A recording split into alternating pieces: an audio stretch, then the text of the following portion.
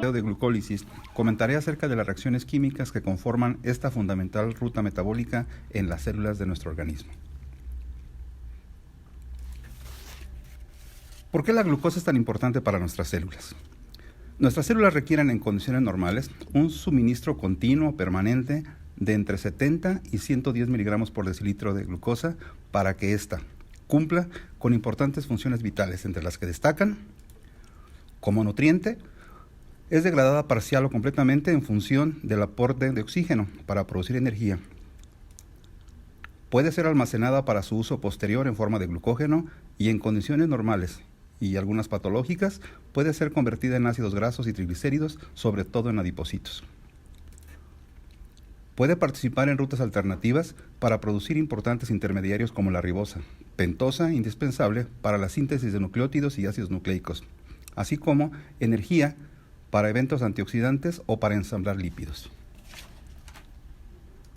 Forma también la glucosa intermediarios útiles en la biosíntesis de glucoconjugados, un amplio grupo de compuestos que constituyen componentes celulares y para la matriz extracelular, como son glucoproteínas, glucolípidos y proteoglucanos, entre los que destacan heparina, ácido glucurónico, ácido hialurónico, condroitina, etc. La respiración celular es un proceso celular por el cual los nutrientes, particularmente en forma de glucosa, son degradados. Son rotos los enlaces químicos entre sus átomos y la energía química, en forma de electrones, son transferidos hasta un aceptor final. El oxígeno, generalmente, hablando de metabolismo aerobio, o bien algún otro compuesto orgánico, en el caso de metabolismo anaerobio. Todo ello para producir ATP. 3 fases conforman este proceso. 1, la glucólisis citoplasmática, y 2, eventos mitocondriales. El ciclo de Krebs, que se lleva a cabo dentro de la mitocondria, dentro de la matriz mitocondrial particularmente, así como la cadena de transporte electrónico. Esta última incluye la fosforilación oxidativa y la quimioósmosis. ¿Te has preguntado cómo la glucosa exógena, proveniente de la digestión y absorción de alimentos y nutrientes que consumiste en tu última ingesta, o cómo la glucosa endógena, sintetizada en tu organismo, o que ha sido liberada desde los depósitos de glucógeno, logra ingresar a las células para ser utilizada y producir energía, intermediarios metabólicos, sustratos para múltiples e importantes reacciones celulares? Déjame decirte entonces que la glucosa por sí sola no puede atravesar por sí misma las membranas biológicas. Requiere, para conseguirlo, 2 sistemas de transporte. Un sistema mediado por glucoproteínas especializadas denominadas GLUT, que consisten en una cadena de glucoproteína que contiene dominios extracelulares, intramembranales e intracelulares. Existen en la actualidad caracterizados hasta 14 diferentes tipos de transportadores numerados del 1 al 14.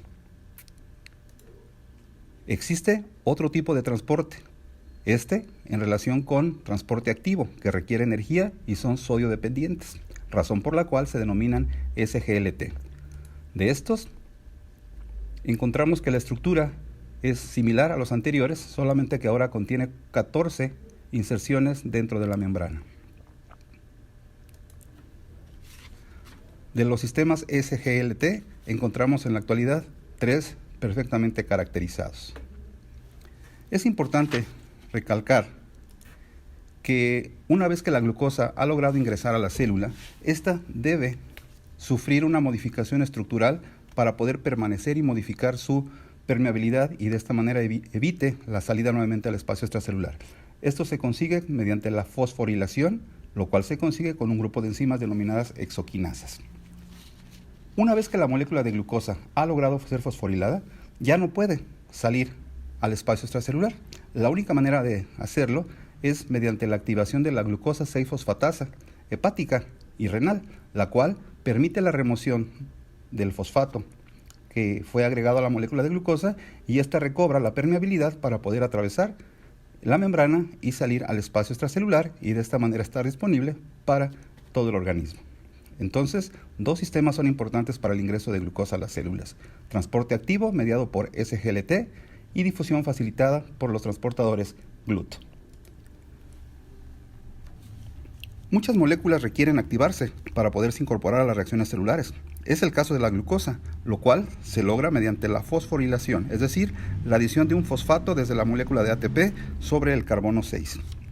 La enzima o las enzimas que realizan esta acción presentan un mecanismo irreversible y se denominan exoquinasas. Son dependientes de magnesio.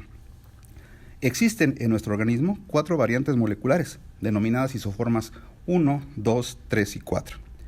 Las primeras 3, las isoenzimas 1, 2 y 3, de ubicación casi generalizada, mientras que la 4, particularmente importante, denominada glucosinasa, se ubica en hígado y páncreas.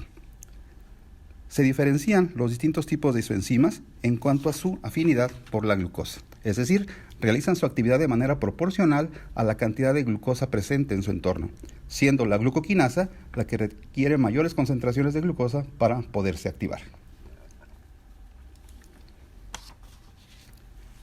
La glucólisis es una secuencia de reacciones catabólicas que oxidan, degradan una molécula de glucosa hasta 2 moléculas de piruvato.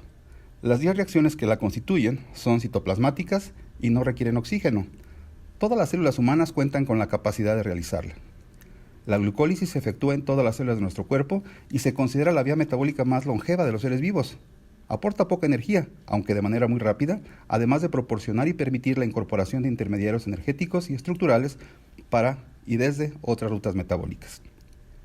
Las reacciones químicas que integran a esta importante ruta metabólica se clasifican o se integran en 2 grupos. El primer grupo de reacciones, conocido como fase 1 o preparatoria, y que se caracterizan por necesitar energía en forma de ATP para efectuarse y conseguir de esta manera la oxidación y rompimiento de glucosa a 2 triosas.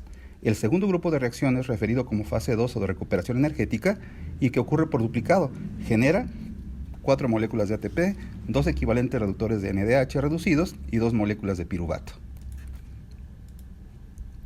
La utilidad entonces de la glucólisis es producir energía, aportar moléculas de piruvato para uso posterior celular, así como aportar y permitir el ingreso de otros intermediarios metabólicos a esta importante ruta.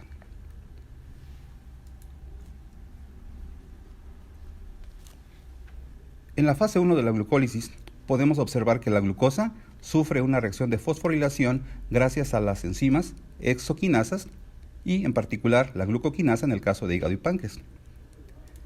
La primera reacción es entonces irreversible, adiciona fosfato a la glucosa produciendo glucosa 6-fosfato y consumiendo un ATP.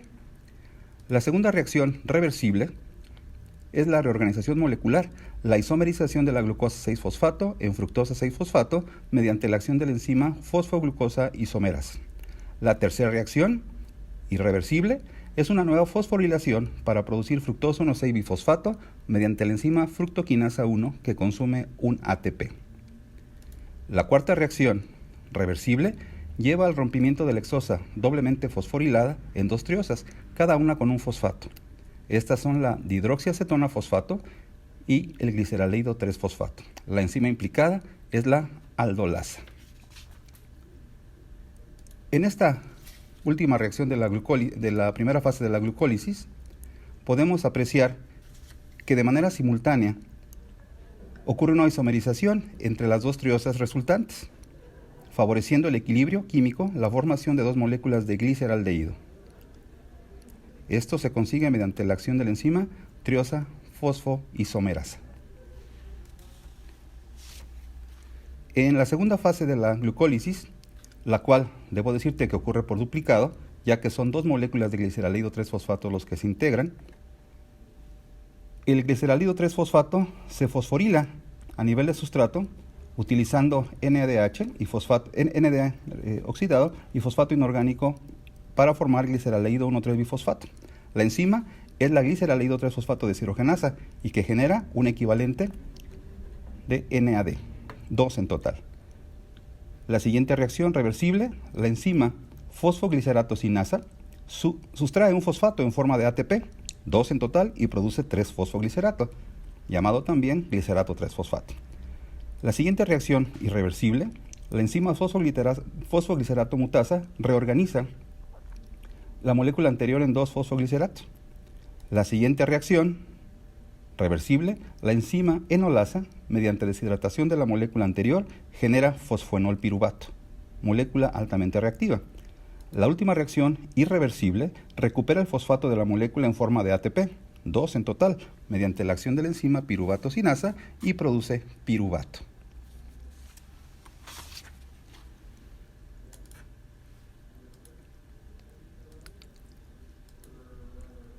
En esta secuencia, podemos observar la sucesión de reacciones de la primera fase, destacando las estructuras moleculares tipo Howard y Fischer de la glucosa y las triosas formadas. En la secuencia, se indican los intermediarios energéticos implicados y las enzimas requeridas. Observa cómo al final de la primera fase se logran la formación de 2 triosas, las cuales, mediante isomerización, favorece la formación de 2 moléculas de gliceraldehído 3-fosfato.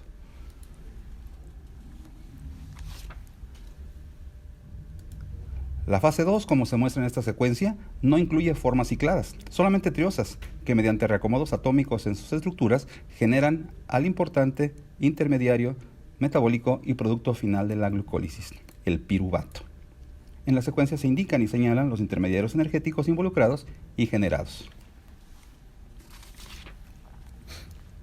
Seguramente podrás preguntarte cómo sabe la célula, de qué manera la célula determina la intensidad, la velocidad con la que se podrá efectuar la glucólisis en cada célula. Permíteme compartirte que son 3 al menos los factores que determinan el flujo glucolítico, es decir, su inhibición o estimulación. La glucólisis, recuerda, pretende aportar energía, así como intermediarios sustratos para que reaccionen en otras rutas metabólicas. El estado metabólico, primero, del organismo, ya sea en la fase de ayuno, llamada también postabsortiva, o bien de alimentación u absortiva, determinan la intensidad glucolítica, ya que cuando estamos en ayuno, la vía glucolítica se favorece para precisamente aportar moléculas energéticas intermediarios, mientras que en la fase de alimentación, la glucólisis disminuye para permitir y fortalecer el depósito y el almacenamiento de glucosa en el organismo.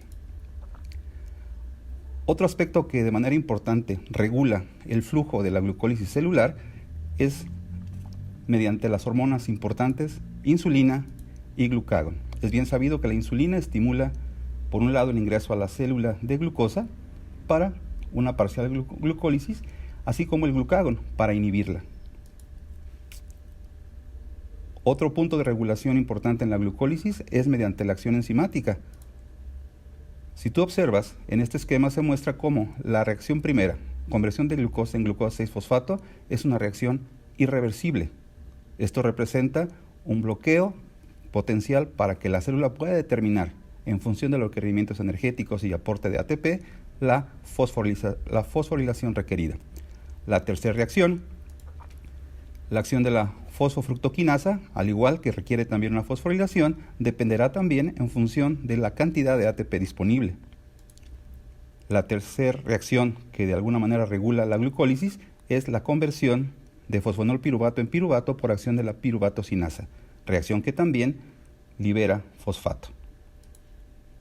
Esta, por cierto, es activada por la fructosa 1,6-bifosfato. Se observa entonces cómo la debida integración entre los sustratos y la energía disponible determina el flujo de la glucólisis hasta las fases finales.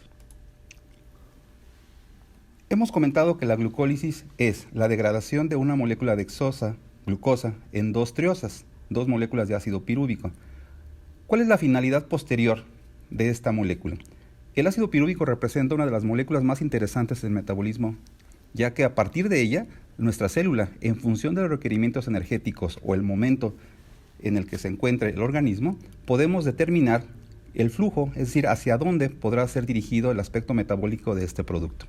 La molécula de ácido pirúvico enfrentará, para empezar, 2 entornos. Un entorno aeróbico, en donde haya una adecuada suplementación de oxígeno celular, o bien una disminución parcial o total de oxígeno, condición conocida como anaerobiosis.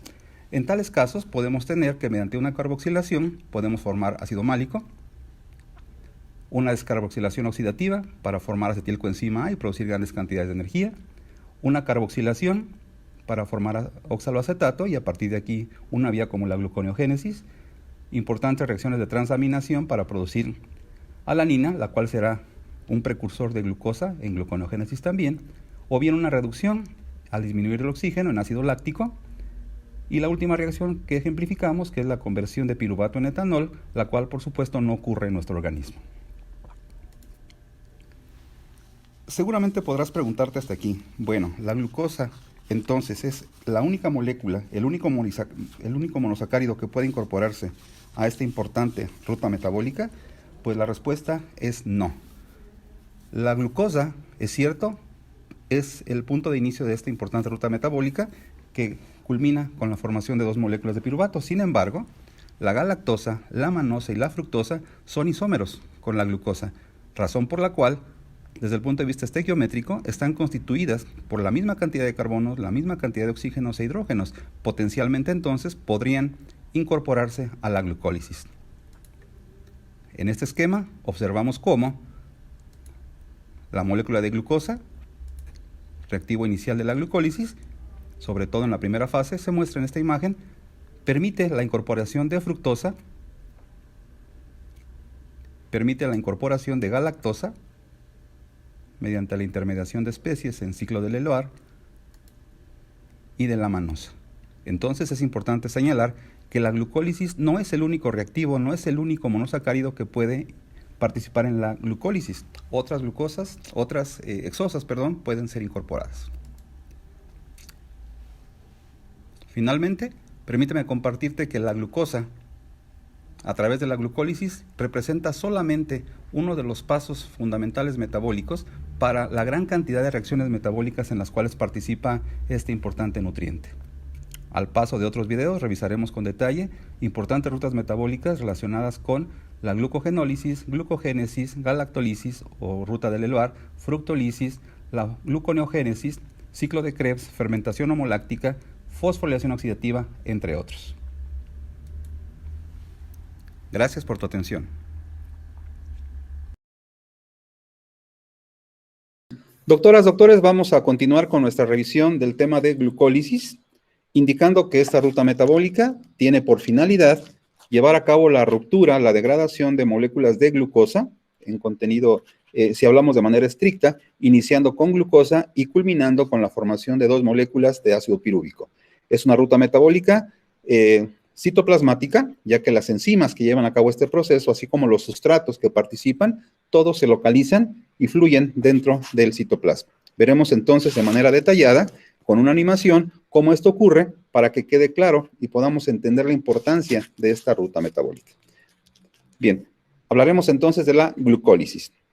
Para comenzar, yo quisiera compartirles que vamos a suponer un modelo que nos va a permitir comprender esta ruta metabólica, en donde vamos a dividir por la membrana citoplasmática celular el espacio extracelular y el espacio intracelular, para poder ubicar de qué manera se mueven y se encuentran organizadas las moléculas, los sustratos, las enzimas, los iones, cofactores que participan en esta ruta.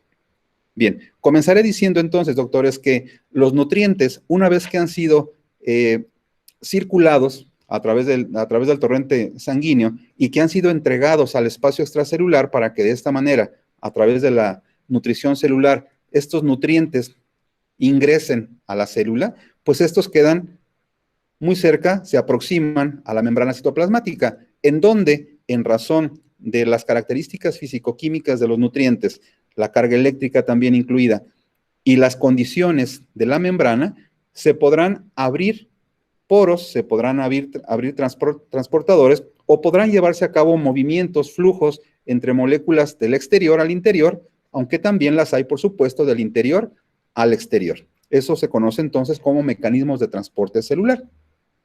En el caso que nos ocupa, glucólisis, y particularmente hablando de glucosa, dentro de estos nutrientes que llegan y que bañan a las células, ¿verdad?, que están dispuestos en el espacio extracelular, tenemos a la glucosa. Las moléculas de glucosa, entonces, van a poder ingresar a la célula únicamente por 2 mecanismos, ya sea o por difusión facilitada, en donde recuerden que utilizamos transportadores de tipo GLUT, o mediante transporte activo mediado por sodio, en donde se requiere la participación de ATP. Bien, esto es importante, son las únicas 2 maneras en las cuales las moléculas de glucosa pueden ingresar. No hay otra manera de hacerlo. Algunas células, doctores, algunas células denominadas y que forman parte de los tejidos que también se denominan insulinodependientes, son estructuras que requieren la presencia de insulina para poder activar, para poder expresar, para poder manifestar, para poder acercar a la membrana citoplasmática estos transportadores. Esto se consigue, doctores, cuando la insulina se une a un receptor de membrana que se llama RI o receptor de insulina. Allí es donde la insulina llega, ejerce su efecto de señalización y genera señales que hacen que la célula mueva, exprese una mayor cantidad de transportadores a la membrana y de esta manera se logre, como había dicho, el ingreso de esas moléculas de glucosa al interior celular. Una vez entonces que se lleva a cabo el proceso de ingreso, esta glucosa, doctores, así tal cual, si no le hacemos nada, si no le ocurre nada en la célula, va a regresar. Dijimos que estos transportadores son bidireccionales, de dentro hacia afuera y de afuera hacia adentro. Lo que tiene que ocurrir entonces, doctores, es que la molécula de glucosa debe ser activada. ¿Qué significa activada? Ya comentábamos en alguna sesión previa, la molécula debe ser adicionada de un grupo funcional o de un átomo, de un elemento que le confiera características energéticas para que esta molécula pueda ser incorporada, enviada a una serie de reacciones químicas denominadas rutas metabólicas. Bien, ¿y qué ocurre con la glucosa en estas circunstancias entonces? Lo primero es que la vamos a fosforilar. La fosforilación consiste en agregarle un fosfato que es aportado por la molécula de ATP mediante un grupo de enzimas que se denominan de manera genérica quinasas o exoquinasas. Estas enzimas, para poder tomar como sustrato el ATP y movilizar un fosfato y pegárselo a la molécula de glucosa, requiere magnesio, por ejemplo, también, se logra, dije, con las enzimas llamadas exoquinasas. En el organismo, doctoras, doctores, tenemos 4 isoformas de exoquinasas, denominadas 1, 2, 3 y 4. La 1, 2 y 3 se encuentran localizadas en muchas células del cuerpo, mientras que la exoquinasa 4, particularmente llamado glucoquinasa, tiene una localización primordialmente importante, por supuesto, en hígado y en páncreas.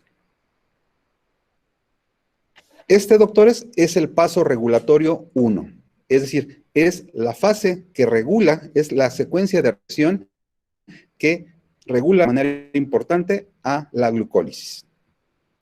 A continuación, la molécula de glucosa, doctores, va a ser isomerizada. ¿Qué significa esto? Que vamos a generar un reacomodo de los átomos que constituyen a la molécula y entonces lo que hacemos es convertir mediante una enzima llamada fosfoglucoisomerasa a la glucosa en fructosa. Recuerden que esto finalmente estamos haciendo una conversión, son isómeros, la glucosa que es una aldosa y la fructosa que es una cetosa, finalmente también son isómeros. A continuación, la molécula de fructosa 6-fosfato, doctores, por una reacción irreversible, significa esto que no podemos retornar a la formación de fructosa una vez que se ha llevado a cabo el proceso de doble fosforilación. Vean, aquí tenemos a la molécula de fructosa que sigue conteniendo el fosfato en carbono 6, pero que ahora le adicionamos un fosfato adicional. Aquí lo tenemos, una nueva molécula de ATP participa, libera un fosfato que queda listo para incorporarse y tener una molécula de fructosa con 2 fosfatos en su estructura. Esto se logra por una importante enzima denominada fosfofructoquinasa 1. Este es el paso regulatorio 2. A continuación, doctores, la molécula de fructosa 1,6-bifosfato va a sufrir una serie de reacciones interesantes que en el primero de los casos es sufrir un rompimiento. La fructosa es una hexosa que tiene 2 grupos fosfato.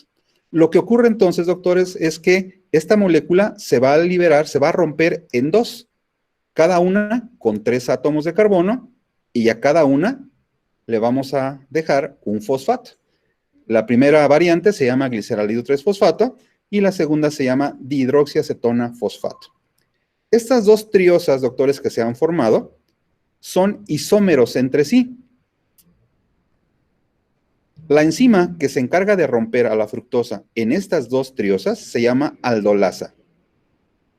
La enzima que a su vez permite la interconversión de una en otra, porque son isómeros, es una enzima que se denomina triosa fosfoisomerasa. Hasta aquí, doctores, es importante que yo les precise un detalle. Aquí tenemos una molécula de glucosa que da origen a, seguimos con una molécula de glucosa 6-fosfato, una molécula de fructosa 6-fosfato, una molécula de fructosa 1,6-bisfosfato, y aquí ya tenemos dos triosas. Una, repito, gliceralio 3-fosfato, otra dihidroxiacetona fosfato. Estas dos, repito, son isómeros, pero tienden, al estarse convirtiendo una en la otra, predomina el equilibrio hacia este lado, doctores.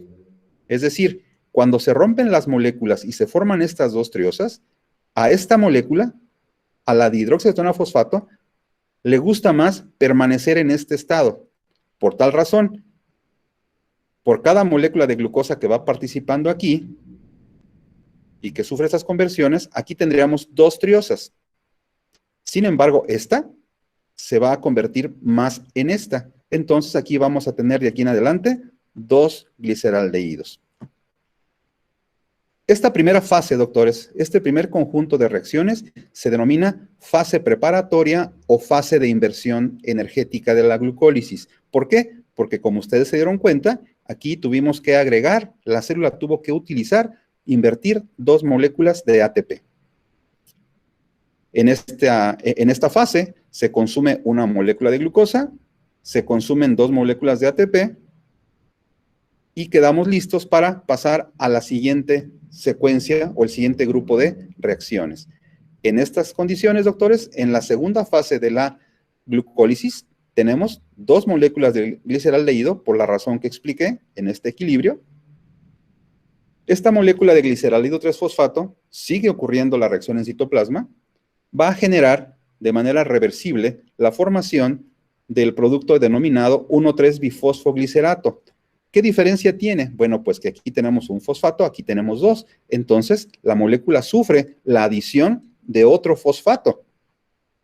Y vean, esto se consigue con una enzima denominada gliceraldehído 3-fosfato deshidrogenasa, que lo que hace, doctores, es agregar un fosfato. Pero quiero que sean muy cuidadosos en esto que diré a continuación. En la primera fase, doctores, las moléculas de ATP son las que directamente fosforilan a las moléculas. Vean, ATP libera un fosfato, pega aquí. Este ATP libera otro fosfato y lo pega aquí. Doctores, es otra manera que tenemos en las células de pegar fosfato, es decir, de fosforilar a las moléculas. Vean que no requerimos ATP, lo que requerimos es una molécula energética denominada NAD, que en presencia de fósforo inorgánico genera la fosforilación. ¿Sí? Es otro mecanismo entonces de fosforilar a las moléculas sin tener que utilizar ATP. Estas dos moléculas de 1,3-bifosfoglicerato, doctores, de manera reversible también van a formar ahora 3-fosfoglicerato. ¿Qué diferencia observamos? Bueno, que aquí hay la pérdida de un fosfato. ¿Cuál fosfato, doctores? Pues vean, en esta secuencia, la enzima fosfoglicerato sinasa lo que hace es tomar dos moléculas de ADP, difosfato de adenosina, y agregarles los fosfatos de cada una de estas dos moléculas para formar 2 ATP. Por esta razón, ahora nos queda 3-fosfoglicerato. Aquí estamos formando, doctores, ATP. A continuación, la enzima fosfoglicerato mutasa forma a su vez 2-fosfoglicerato, lo único que hace es modificar, cambia la estructura interna de la molécula, y enseguida la enzima enolasa rompe a esta molécula, libera 2 moléculas de agua y forma una molécula muy inestable llamada fosfoenolpiruvato. Este fosfoenolpiruvato, doctores, también vean que hasta aquí las reacciones han sido reversibles. A continuación, esta molécula energética, vean, sufre, mediante la acción de la piruvatosinasa, la remoción de los fosfatos contenidos en la estructura, que es lo que nos indica este término, fosfoenol, y formamos nuevamente ATP. Y de esta manera, doctores, llegamos a la culminación de la glucólisis, donde una molécula de glucosa quedó fragmentada en 2 moléculas de piruvato, para lo cual requerimos 2 moléculas de ATP en el proceso una molécula de NAD, perdón, 2 moléculas de NAD que ocupamos también, se formaron 2 NADH, y vean cuántos ATPs formamos. 2 más 2, 4. Es decir, invertimos 2 ATPs, ganamos 4. Si aplicamos términos algebraicos aquí, aritméticos, entonces diremos que 4 menos 2 serían 2. Tenemos entonces una ganancia neta. Esta, por cierto, es la fase regulatoria tercera de la reacción, las reacciones irreversibles. Y a este grupo último de reacciones, doctores, se les conoce como fase de recuperación o fase de ganancia energética de la glucólisis. Aquí entonces tenemos como formación global final 2 moléculas de piruvato, 4 moléculas de ATP y 2 de NADH. Todo esto, doctores, ocurriendo en el citoplasma, condiciones anaerobias. Hasta este momento no se ha requerido el oxígeno, por tanto, lo podemos efectuar sin la presencia justamente de este importante aceptor final de electrones.